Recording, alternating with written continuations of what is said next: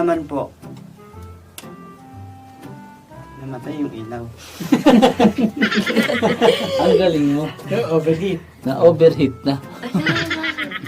Sa sobrang init. Sobrang, ay hindi na pwede yan. Pwede pa yan. May automatic kasi yan eh. Pero teka, titignan ko. Hindi po dahilan si Angel kung bakit po kami naghiwalay.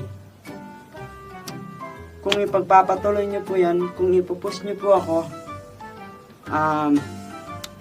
ipapakita ko po yung ebidensya. May ipapakita po akong ebidensya sa inyo kung bakit kami naghiwalay. Guys, nung magkarelasyon po kami, kaya ko po siya iniwalayan, is karelasyon niya po si Ian. Habang magkarelasyon po kami guys, tumitira po sila sa isang bahay. Diyan lang po malapit. Hindi ko na po sasabihin yung lugar. Sige guys, kung ipupost talaga nila ako, mapipilitan po akong ilabas yung ebidensya na yun. Kaya kung ako sa inyo, huwag niyo po akong punuin.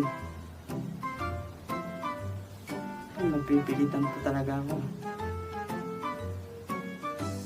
Siyempre, kami po yung naipit sa mga tao. Nananahimik na kami tapos ginugulo niyo pa kami.